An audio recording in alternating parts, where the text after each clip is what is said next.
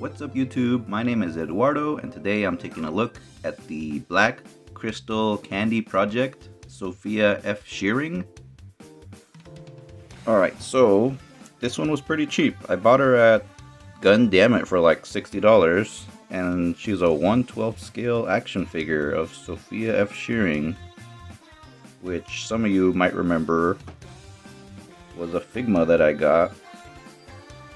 But this isn't made by Figma, this is just an action figure made by someone else. Let's see. Alright, there she is. There's pictures of the figure. Looks pretty good. Let's see if it's as good as Figma. It's way cheaper than Figma, so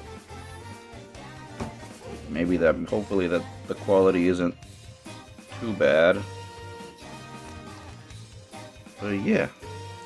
Also, this is the DX version, and there's like a regular version. But anyways, let's take her out of her box and see how she looks. Alright, so here she is, and I'm impressed. She looks fantastic. I don't know who the makers of this is, but they made a really good product here. Not bad if this is their first figure. The painting and the sculpting are really good. I would say this is easily Figma level in terms of how she looks. I'll do a comparison to the Figma later, but this one is a lot thicker than the Figma version of Sophia. But anyways, I like the design. Can't go wrong with bunny figures. She's got a classic black suit with like gold trimmings. Her stomach isn't completely black, so I'm assuming that's a slightly transparent fabric there. Not sure what these gold things are, but they're colored pretty nicely. And then you got a leotard thing going around back. And there's some holes there where you're supposed to put in like the bunny tail and these ribbon accessories. She's also got these like thigh-high boot type things with some more gold trimmings and these like panel lining type things. And the shoes are pretty cool. They're like, I don't know if it's white or maybe slightly super matte pink or something, and a gold heel. It kind of reminds me of Shadow's shoes. And on the top, the bunny ears kind of match the color of her shoes. And she's also got this collar here that's a floating piece, and it's also colored the same as her shoes and the bunny ears. Her hair also looks pretty good. It's kind of like a platinum blonde maybe, or just like a pale blonde color, and then it kind of gets darker at the bottom. On the artwork I think it's turning pink, but on here it's just a darker blonde color. And her gloves have that same pink tinge that she's got on her ears and feet and collar. And there's like a gold bangle. Or I guess these are cuffs, right? Because she's a bunny suit girl. But yep, this is pretty good. I like this design. So now let's hop on to the accessories next, I guess. Alright, so this is the deluxe version of her, so she'll have a bit more accessories if you were to just get the standard one. But let's start with the hands. First, she's got these default resting hands. Then you get these more open style posing hands. She also gets these closed fist hands, probably for more cutesy poses, because I can't imagine she's gonna punch anyone. And these grabbing hands for holding her weapons. So 4 pairs of hands. It's a decent set, but I would have preferred like some extra hands, like a pointing hand or maybe a peace sign hand. Those would have been nice. Alright, you guys enjoy the view while I go over the faceplates. Her face is pretty cute under the lighting, and I like the blue eyes. So besides this default face, you also get a very cute winking face with her mouth open, a more serious shouting face for those action shots, This teary-eyed, sad-looking face. I'd like to think that she's clumsy and just spilled something.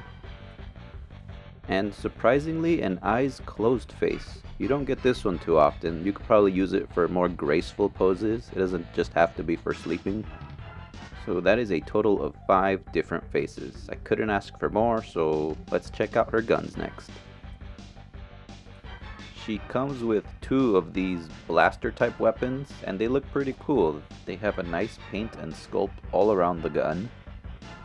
And here she is actually holding them. She looks pretty cool in them, and she's got a good grip. Also, the stand is included, so let's talk about that next. She does get a stand, which is nice, and surprisingly it's a unique stand. You see it's got those gold things around the corners, and it's got some writing on it. And here's the part that you plug into her back. It kind of reminds me of like a microscope because of the shape. But anyways, you just plug this part in here, and here's your stand. It looks like a microscope to me. Unfortunately, the stand does have a problem because they made the hole on her back too small. It's really hard to fit that peg in there, so I actually had to sand down the stand to make that peg a little bit smaller, and then I can finally somewhat get it in more. So unfortunate, but it is an easy enough fix. With the deluxe edition, you also get a second pair of guns. This one, the size is not impressive as the first pair, but it still has sculpt work all around the gun. And here she is actually holding the guns. I actually prefer these ones over the other ones just because the other ones kind of look a bit big for her body, and I think these ones just fit a little bit better. Here she is in Tracer's original over-the-shoulder pose, rip in peace. The last accessory is this really cool alternate torso piece. The good news, it actually fits on the stand without you needing to sand it. The only problem is it's a little close to the hood. The bad news is it's extremely difficult swapping out the 2 torso pieces. The problem is that the hole inside the jacketed torso is too small for the peg that's attached to the rest of the body. So I highly recommend that you go in there and like sand the inside or shave off the hole there to try to make it a bit wider. Otherwise you risk breaking the peg. With that out of the way, the jacket is really nice, I think. It's really well sculpted. I like the same. It's got the reds and the golds just like the base skin. The head does get limited though because of that hood there. So that's a little unfortunate. She can't tilt her head as far back anymore. And here's the back. Still looks pretty cool. The arms are a little bit weird because she's got like this extra long peg that connects to the body. And the poofy arms do limit her a little bit. Not by much though, because I don't think she had that much range even in her regular hands. Another thing I like about the jacket is I think she looks much better with the big blasters than in her original body. Here are some random poses that I thought looked pretty cool with the jacket before I take it off and then never put it back on again because I'm afraid of breaking the toy if I keep swapping them back and forth.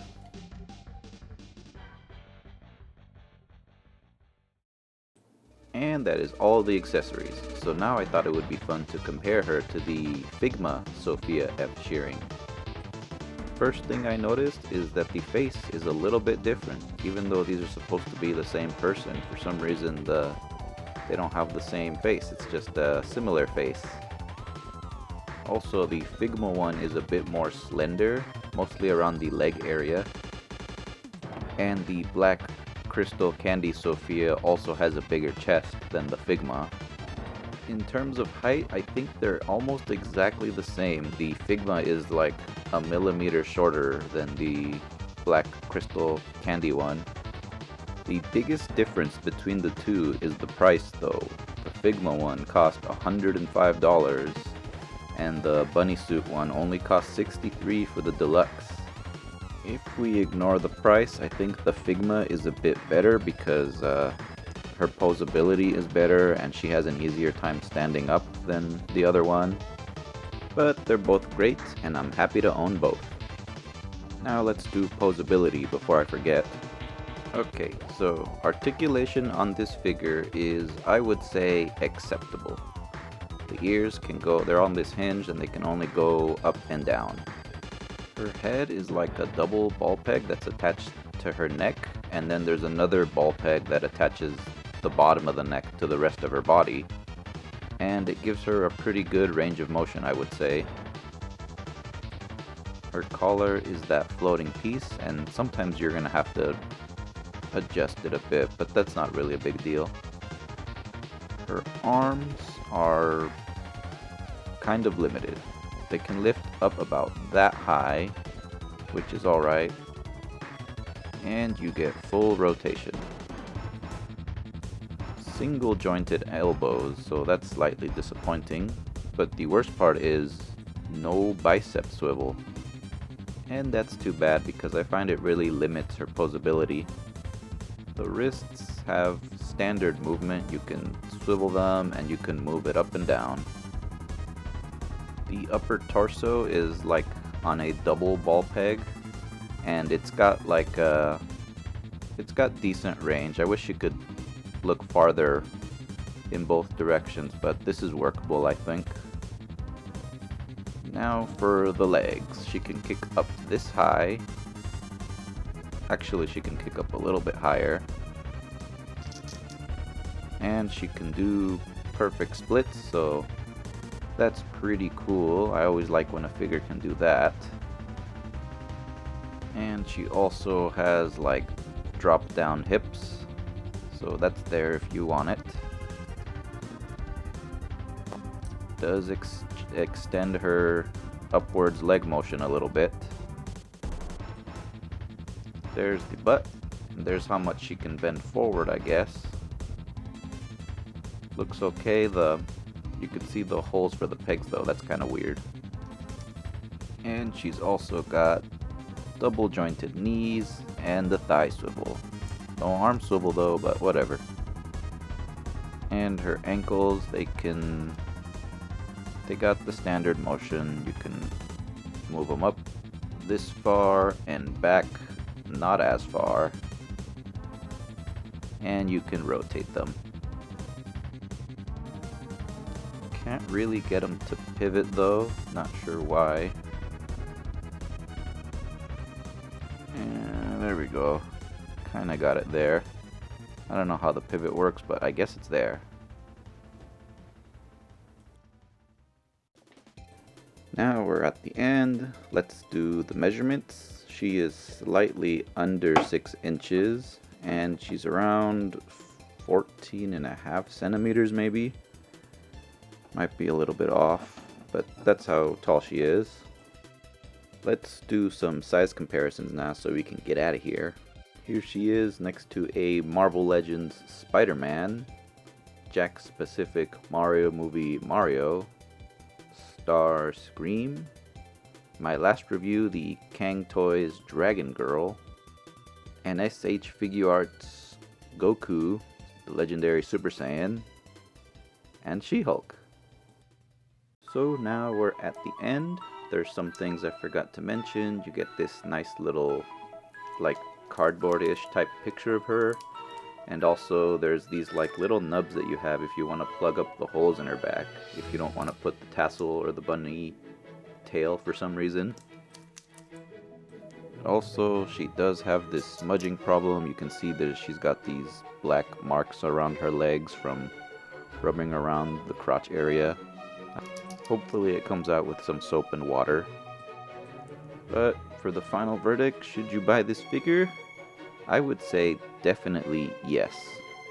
She does have some problems, like the torso being impossible to put on and the hole in her back being too small for the pegs on the stand.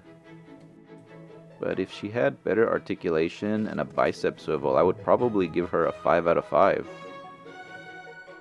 You just can't beat that price, and figures with proportions like these are never cheap, so if you're able to find her under $80, I would say definitely buy it.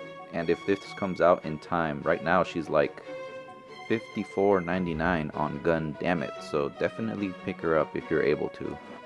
And I'm giving her a 4 out of 5. Definitely buy it if you can find it like under $80, but if you find them over 100, then I would say just get the Figma instead. Also, she doesn't really have a safe place to put her accessories, like the Figmas come with a little baggie. Also, it would have been nice to get one of those plastic things that Figma get, where you can kind of insert all the hands to prevent shrinkage.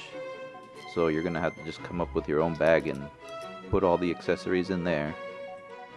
And I think I've rambled enough, so that's it for me. Goodbye.